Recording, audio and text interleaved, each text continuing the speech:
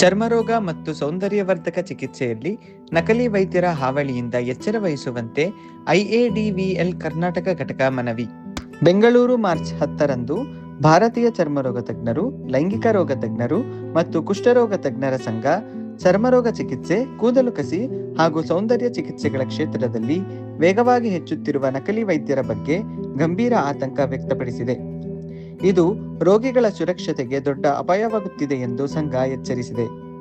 ಸುದ್ದಿಗೋಷ್ಠಿಯಲ್ಲಿ ಸಂಘದ ಅಧ್ಯಕ್ಷೆ ಡಾಕ್ಟರ್ ಸವಿತಾ ಎಎಸ್, ಮಾಜಿ ಅಧ್ಯಕ್ಷರಾದ ಡಾಕ್ಟರ್ ವೆಂಕಟರಾಮ ಮೈಸೂರ್ ಮತ್ತು ಡಾಕ್ಟರ್ ಬಿಎಸ್ ಚಂದ್ರಶೇಖರ್, ಅಧ್ಯಕ್ಷರಾಗಿ ಆಯ್ಕೆಯಾದ ಡಾಕ್ಟರ್ ಜಗದೀಶ್ ಪಿ, ಕಾನೂನು ಸಮಿತಿ ಅಧ್ಯಕ್ಷ ಡಾಕ್ಟರ್ ಅಕ್ಷಯ್ ಸಾಮಗಾಣಿ, ಮಾಧ್ಯಮ ವಿಭಾಗದ ಅಧ್ಯಕ್ಷ ಡಾಕ್ಟರ್ ಎಂಎಸ್ ಗಿರೀಶ್ ಹಾಗೂ ಹಿರಿಯ ಚರ್ಮರೋಗ ತಜ್ಞರು ಉದ್ದೇಶಿಸಿ ಮಾತನಾಡಿದರು. ಇವರು ಡಾಕ್ಟರ್ ವೆಂಕಟರಾಮ್ ಮೈಸೂರ್ ಸರ್, ಇವರು ನ್ಯಾಷನಲ್ ಐಎಡಿವಿಎಲ್ ಪ್ರೆಸಿಡೆಂಟ್ ಆಗಿದ್ರು ಮುಂಚೆ. ಇವರು senior consultant dermatologist. Doctor BS Chandrashekar sir, ಅವರು ಕರ್ನಾಟಕ ಬ್ರಾಂಚ್ ಪ್ರೆಸಿಡೆಂಟ್ ಆಗಿದ್ರು, ಅವರು Bangalore senior consultant. Doctor Jagadish P, ಅವರು IADVL Karnataka president elect. Girish sir, professor ESI. Doctor Akshay Samagani, ಇವರು national IADVL legal cell convener. Doctor Suresh Kumar, ಅವರು ಪ್ರೊಫೆಸರ್, ಕೋಲಾರ್ ಮೆಡಿಕಲ್ ಕಾಲೇಜ್. ಈ ಪ್ರಾಬ್ಲಮ್ ಇರೋದ್ರಿಂದ ಇವತ್ತು ಹೇಳ್ದಂಗೆ ದೇಶವ್ಯಾಪಿ ಪ್ರೆಸ್ ಕಾನ್ಫರೆನ್ಸ್ ನಡೀತಾ ಇದೆ. ಪ್ರತಿ ಸ್ಟೇಟ್ ಅಲ್ಲೂ, ಸೆಂಟ್ರಲ್ ಪ್ರೆಸ್ ಕಾನ್ಫರೆನ್ಸ್ ಡೆಲ್ಲಿಯಲ್ಲೂ ಆಗಿದೆ. ನಮ್ಮ ಕೋರಿಕೆ ಏನಂದ್ರೆ, ಈ 4 ವಿಧಾನದಲ್ಲಿ ನಾವು ಇದನ್ನ ಮಾಡಬಹುದು. ಒಂದು, ಸಾರ್ವಜನಿಕರ ಜಾಗೃತಿ, ಅದನ್ನು ನಮ್ಮ ಸಂಘದ ವತಿಯಿಂದ ಸುಮಾರು ಕಾರ್ಯಕ್ರಮ ಮೂಲಕ ಮಾಡ್ತಾ ಇದ್ದೀವಿ.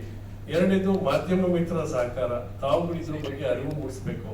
ಇದೆಂದೋ ಯಾವುದೋ ಒಂದು ಸಣ್ಣ ಕಾಲಮಲ್ಲಿ ಅಥವಾ ಕೊನೆ ಪೇಜಲ್ಲಿ ಈ ವಿಷಯ ಬಂದ್ರೆ ಯಾರಿಗೂ ತಲುಪಲ್ಲ. ಇದೇನಿದ್ರು ಮೈನ್ ಸ್ತರದಲ್ಲಿ ಬರಬೇಕು. ನ್ಯೂಸ್ ಚಾನೆಲ್ಗಳಲ್ಲಿ ಮೇನ್ ಆಗಿ ಬರಬೇಕು. ನ್ಯೂಸ್ ಚಾನೆಲ್ಗಳಲ್ಲಿ ಡಿಬೇಟ್ಗಳಾಗಬೇಕು. ಆ ಡಿಬೇಟ್ಗಳಿಗೆ ನಮ್ಮನ್ನ ಅಸೋಸಿಯೇಷನ್ ಕಡೆಯಿಂದ ಡಾಕ್ಟರ್ಗಳನ್ನ ಕರೆಸ್ಬಿಟ್ಟು ಮಾತಾಡಿ ಜನಗಳಲ್ಲಿ ಅಭಿವೃದ್ಧಿ ಮಾಡಬೇಕು. ಸರ್ಕಾರ ಕ್ರಮಗಳನ್ನು ತಗೋಬೇಕು. ಈಗ ಸರ್ ಹೇಳ್ದಂಗೆ ನಾವು ಹೋಗಿ ಕಂಪ್ಲೇಂಟ್ ಕೊಟ್ವಿ, ದಿನೇಶ್ ಗುಂಡೂರಾವ್ ಅವ್ರನ್ನ ಭೇಟಿ ಮಾಡಿದ್ವಿ. ಎಲ್ಲಾ ರೀತಿಲೂ ಎಲ್ಲಾ ಡಿಸಿಗಳು, ಹೆಲ್ತ್ ಆಫೀಸರ್ಸ್ ನ ಮೀಟ್ ಮಾಡ್ತೀವಿ. ಬಟ್ ಅವ್ರು ಒಂದು ಸಮಸ್ಯೆ ಮುಂದಿರ್ತಾರೆ. ಎಷ್ಟು ಜನ ಅಂತ ನಾವು ನೋಡೋಕ್ಕಾಗತ್ತೆ.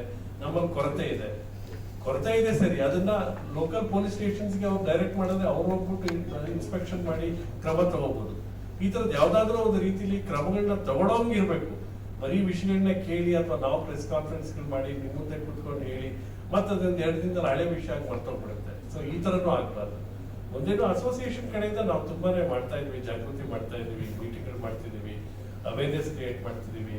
ಯಾವ್ದಾದ್ರು ಕಾನ್ಫರೆನ್ಸ್ ಆದ್ರೆ ಒಂದಿನ ಮುಂಚೆನೆ ಪ್ರೆಸ್ ಕಾನ್ಫರೆನ್ಸ್ ಮಾಡಿ ಅಥವಾ ಕ್ಯಾಂಪ್ಗಳು ಮಾಡಿ ಎಲ್ಲ ಕಡೆ ಇದು ಇವಾಗ ಏನಾಗುತ್ತೆ, ಒಂದು ವಿಷಯ ನಾನು ಸೋಷಿಯಲ್ ಮೀಡಿಯಾದಲ್ಲಿ ನೋಡಿದೆ, ಅದೇನೋ ದೊಡ್ಡದಾಗಿ ಅಡ್ವರ್ಟೈಸ್ಮೆಂಟ್ ಕೊಟ್ಟು ಅವ್ರ ಹತ್ರ ಹೋದ್ಮೇಲೆ ಒಂದು ವೆರಿಫಿಕೇಶನ್ ಮಾಡಿ. ಎಲ್ಲೋದ್ರೂ ನೀವು ವೆರಿಫೈ ಮಾಡ್ತೀರಾ. ಈಗ ಒಂದು ಪಿಕ್ಚರ್ ಹೋಗ್ಬೇಕು ಅಂದ್ರೂ ಅದರ IDBI ರೇಟಿಂಗ್ ನೋಡ್ತೀರಾ, ಇನ್ನೊಂದು ರೇಟಿಂಗ್ ನೋಡ್ತೀರಾ. ಒಂದು ಕ್ಲಿನಿಕ್ ಬರ್ಬೇಕು ಅಂದ್ರೆ ಗೂಗಲ್ ರೇಟಿಂಗ್ ನೋಡ್ತೀರಾ. ಇಷ್ಟೆಲ್ಲ ಇರ್ಬೇಕಾದ್ರೆ ಅವೇರ್ನೆಸ್. ಯಾವ್ದಾರು ಒಂದು ಕೊಂಡ್ಕೋಬೇಕು ಅಂದ್ರೆ ರಿವ್ಯೂ ನೋಡ್ತೀವಿ ನಾವು. ಎಲ್ಲಾದ್ರೂ ಹೋಗ್ಬೇಕು ಅಂದ್ರೆ ರಿವ್ಯೂ ನೋಡ್ತೀವಿ.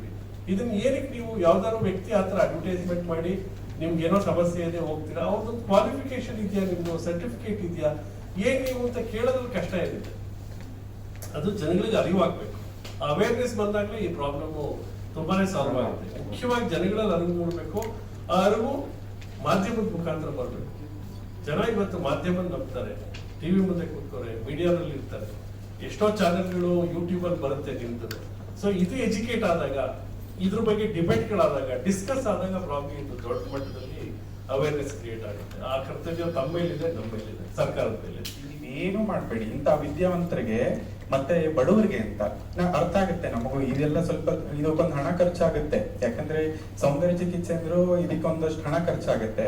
ಅಂತದ್ರಲ್ಲೂ ನಮ್ಮ ಸರ್ಕಾರ ಏನ್ ಮಾಡಿದೆ ಅಂತಂದ್ರೆ ಪ್ರತಿ ಜಿಲ್ಲೆಯಲ್ಲೂ ಮೆಡಿಕಲ್ ಕಾಲೇಜ್ಗಳು ಓಪನ್ ಮಾಡಿದೆ. ಮತ್ತೆ ನಿಮ್ಗೆ ಹಲವಾರು ಖಾಸಗಿ ವೈದ್ಯಕೀಯ ಸಂಸ್ಥೆಗಳಿದಾವೆ, ಮೆಡಿಕಲ್ ಕಾಲೇಜ್ಗಳಿದೆ, ಖಾಸಗಿ ವೈದ್ಯಕೀಯ ಮೆಡಿಕಲ್ ಕಾಲೇಜ್ಗಳಿದೆ.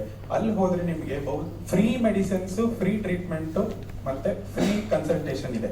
ಯಾರಿಗೂ ಈ ದೇಶದಲ್ಲಿ ನಮ್ಮ ಚರ್ಮ ಸಂಘದಿಂದ ಕಡೆನೂ ವರ್ಷಕ್ಕೆ ಒಂದು ಮಿನಿಮಮ್ ಅಂದ್ರೆ ನಿಮ್ಗೊಂದು 5 ಕಡೆ ಕ್ಯಾಂಪ್ ಆಗುತ್ತೆ, ಫ್ರೀ ಕ್ಯಾಂಪ್ ಆಗುತ್ತೆ. ಇತ್ತೀಚೆಗೆ ನಾವು ಒಂದು ರಾಷ್ಟ್ರೀಯ ಕಾನ್ಫರೆನ್ಸ್ ಸಹ ಮಾಡಿದ್ವಿ. ಅಲ್ಲಿ ಸಹ ನಮ್ಮ ಮುಖ್ಯ ಉದ್ದೇಶ, ಮೊದಲನೇ ದಿವಸ ನಾವು ಕ್ಯಾಂಪ್ ಮಾಡಿದೀವಿ, ಫ್ರೀ ಕ್ಯಾಂಪ್. ಸುಮಾರು ಒಂದು 400 ಜನ ಸೇರಿದ್ರು. ಅದರಲ್ಲಿ ಅಷ್ಟು ಜನಕ್ಕೆ ನಾವು ಫ್ರೀ ಮೆಡಿಸಿನ್ಸ್, ಫ್ರೀ ಕನ್ಸಲ್ಟೇಷನ್ ಕೊಟ್ಟಿದ್ದೀವಿ.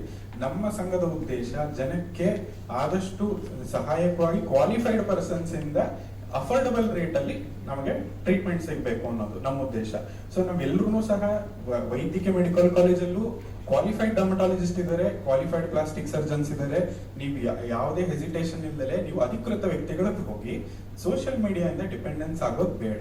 ಅದರಿಂದ ಅದೊಂದು ಎಂಟರ್ಟೈನ್ಮೆಂಟ್ ಆಗೇ ಇರಲಿ ಹೊರತು ಅದು ನಿಮ್ ಜೀವನವನ್ನ ಇಷ್ಟು ಆರೋಗ್ಯದಲ್ಲಿ ವ್ಯತ್ಯಾಸ ಮಾಡಬಾರದು. ಒಳ್ಳೇದಿದ್ರೆ ಈಗ ಒಳ್ಳೆ ಉದ್ದೇಶಗಳನ್ನ ಕೆಲವು ಸೋಷಿಯಲ್ ಮೀಡಿಯಾದಲ್ಲಿ ನಾವು ವೈದ್ಯರು ಹೇಳ್ತೀವಿ, ಅಂದ್ರೆ ನೀವು ಇಂಥ ಒಳ್ಳೆ ನೀರು ಕುಡೀರಿ, ಕ್ಲೀನ್ ಆಗಿರೋ ನೀರು ಕುಡೀರಿ, ಹ್ಯಾಂಡ್ ವಾಶ್ ಮಾಡಿ, ಆಮೇಲೆ ಕೈಕಾಲು ತೊಳಿರಿ, ಮುಖ ತೊಳ್ಕೊಳ್ಳಿ, ಸನ್ಸ್ಕ್ರೀನ್ ಹಾಕಿ ಅಂತ ಒಳ್ಳೇದು ಹೇಳ್ತೀವಿ.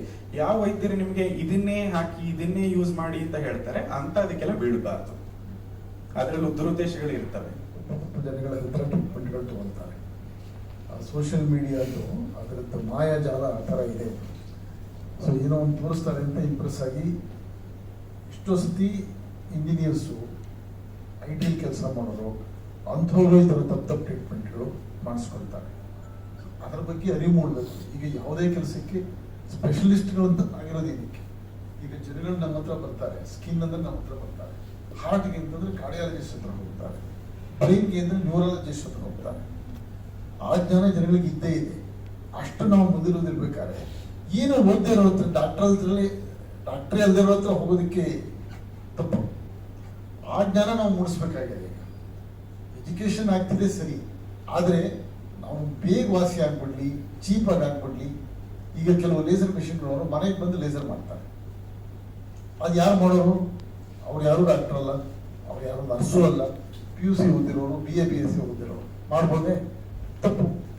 ಅದೇ ತರಹ ಈಗ ಮೊನ್ನೆ ಚೆನ್ನೈನಲ್ಲಿ ಒಂದು ಏರ್ ಟ್ರಾನ್ಸ್ಪೋರ್ಟೇಷನ್ ಕ್ಲಿನಿಕ್ ಮೇಲೆ ಒಂದು ರೈಡ್ ಆಯಿತು. ಅಲ್ಲಿ ಡೈರೆಕ್ಟರ್ ಆಫ್ ಮೆಡಿಕಲ್ ಸರ್ವಿಸಸ್ ಅಲ್ಲಿ ಹೋಗಿ ರೈಡ್ ಮಾಡೋದು.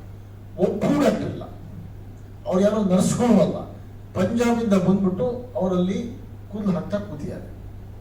ಚೆನ್ನೈನಲ್ಲಿ 4 ವರ್ಷದಿಂದ ಒಂದು ಪೇಷಂಟ್ ಡೆತ್ ಆಗಿತ್ತು. ಈಗ ಏರ್ ಟ್ರಾನ್ಸ್ಪೋರ್ಟೇಷನ್ ಅನ್ನೋದು ಲೋಕಲ್ ಅನೆಸ್ಥೀಶಿಯಾ ಸರ್ಜರಿ, ಅಂದ್ರೆ ಜ್ಞಾನ ತಪ್ಪಿಸಲ್ಲ, ಮಾಡ್ಬಿಟ್ಟು ಅವತ್ತೇ ಮನೆಗೆ ಹೋಗುವಂತ ಸುಲಭವಾದ ಸಿಂಪಲ್ ಆಗಿರೋ ಸೇಫ್ ಆಗಿರೋ ಸರ್ಜರಿ. ಅದರಲ್ಲಿ ಪೇಷಂಟ್ ಸಾಯೋದು ಅಂತಂದ್ರೆ ಏನು? ಸಾಯಬಾರ್ದು ತಾನೆ. ಆದ್ರೆ ನಾವು ಸಲೂನ್ ಹೋಗಿ ಹೇರ್ ಕಟ್ ಮಾಡಿಸ್ಕೊಳ್ತಾರೆ, ಸರ್ಜರಿ ಮಾಡಿಸ್ಕೊಂಡ್ರೆ ಅದರದ್ದಾಗೆ ಆಗುತ್ತೆ. ಅದನ್ನ ನಾವು ಹೇಳ್ತಾ ಇರೋದು. ಅದಕ್ಕೋಸ್ಕರನೇ ನ್ಯಾಷನಲ್ ಮೆಡಿಕಲ್ ಕೌನ್ಸಿಲ್ನವರು ಗೈಡ್ಲೈನ್ಸ್ ಮಾಡೋದು, ಯಾರು ಮಾಡ್ಬೋದು, ಯಾರಿಗೆ ಮಾಡ್ಬೋದು, ಎಲ್ಲಿ ಮಾಡ್ಬೋದು, ಆ ಮಾಡೋ ಜಾಗದಲ್ಲಿ ಏನೇನು ಫೆಸಿಲಿಟೀಸ್ ಇರಬೇಕು, ಎಮರ್ಜೆನ್ಸಿ ಆದ್ರೆ ಏನಿರಬೇಕು, ಅದೆಲ್ಲ ಗೈಡ್ಲೈನ್ಸ್ ಬರೆದಿಟ್ಟಿದ್ದಾರೆ. ಆದ್ರೆ ಆ ಗೈಡ್ಲೈನ್ಸ್ ಬರೆದಿಟ್ಟು ಮಾತ್ರಕ್ಕೆಲ್ಲ ಸರಿ ಹೋಗುತ್ತೆ? ಅದಕ್ಕೊಂದು ಮೇಲ್ವಿಚಾರಣೆಗೆ ಅದು ಮಾಡ್ತಿದಾರೋ ಇಲ್ವೋ ಅಂತ ಮಾನಿಟರ್ ಮಾಡೋದಕ್ಕೆ ಅದಕ್ಕೊಂದು ವ್ಯವಸ್ಥೆ ಇದೆ. ನಮ್ಮಲ್ಲಿ ಆ ವ್ಯವಸ್ಥೆ KPM. ಇವ್ರು ಹೋಗಿ ಅದ್ರಲ್ಲಿ ರಿಜಿಸ್ಟರ್ ಮಾಡಬೇಕು, ಹಾಗಿದ್ ಮಾತ್ರಕ್ಕೆ ಅವರೆಲ್ಲ ಚೆಕ್ ಮಾಡ್ತಾರೆ ಅಂತ. ಆದ್ರೆ ಅದರಲ್ಲಿ ಅಕ್ಷಯ್ ಹೇಳಿದಂಗೆ ಹಲವಾರು ತಪ್ಪುಗಳು ನಡೀತಾ ಇದೆ. ಅದನ್ನ ನಾವು ಗೌರ್ಮೆಂಟ್ ಗಮನಕ್ಕೆ ತರ್ತಾ ಇದ್ದೀವಿ.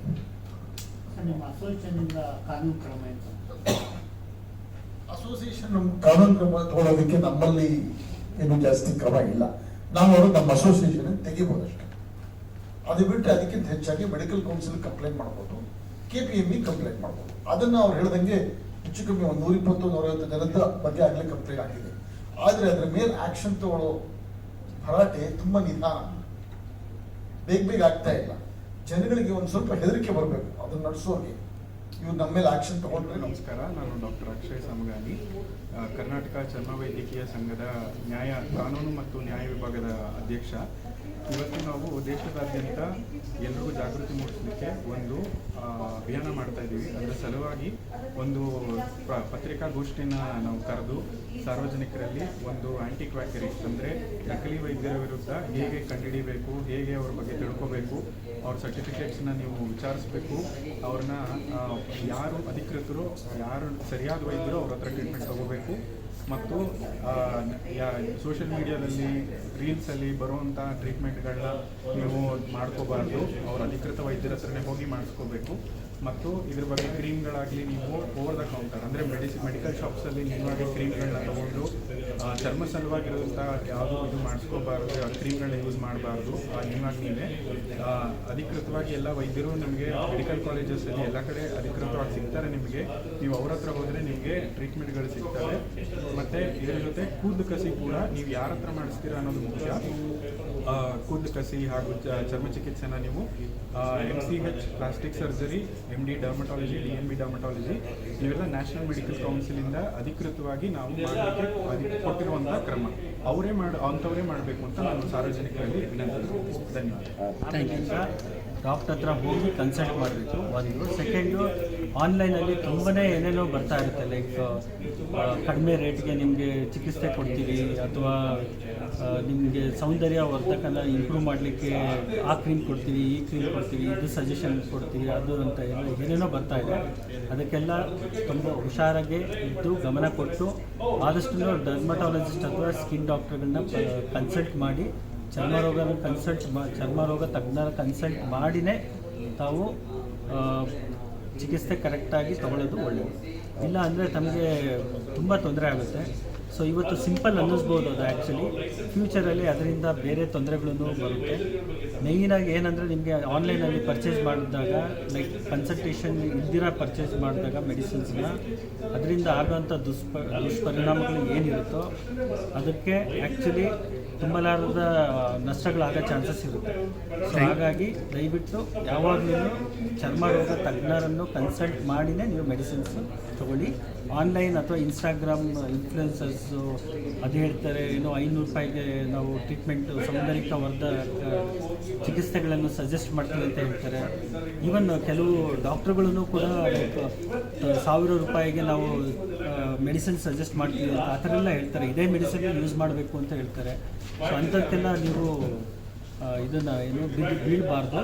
ಆದಷ್ಟು ಆ ಥರ actually as per NMC guidelines ಅಂತ ಏನಿದೆಯೋ, ಯಾವುದೇ ಡಾಕ್ಟ್ರು ಒಂದು ಪ್ರಾಡಕ್ಟ್ ಬಗ್ಗೆ ಪ್ರಮೋಷನ್ ಮಾಡಬಾರ್ದು ಅಂತ ಇರುತ್ತೆ.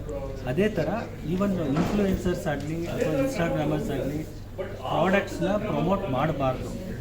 ಅದರಿಂದ ಕೆಲವು ಆಗೋಂಥ ದುಷ್ಪರಿಣಾಮಗಳು ಸಾರ್ವಜನಿಕರಲ್ಲಿ ಆ್ಯಕ್ಚುಲಿ ತುಂಬಾ ಮುಂದೆ ತೊಂದರೆ ಆಗೋ ಚಾನ್ಸಸ್ ಇರುತ್ತೆ. ಅದಕ್ಕೋಸ್ಕರ ದಯವಿಟ್ಟು ನೀವು ಏನೇ ಮಾಡಬೇಕಾದ್ರೂ ಕ್ವಾಲಿಫೈಡ್ ಡರ್ಮಟಾಲಜಿಸ್ಟ್ ಅಥವಾ ಚರ್ಮರೋಗ ತಜ್ಞರನ್ನು ಕನ್ಸಲ್ಟ್ ಮಾಡಿನೇ ನಿಮ್ಮ ಚಿಕಿತ್ಸೆಗಳನ್ನು ತಗೊಳ್ಳಿ.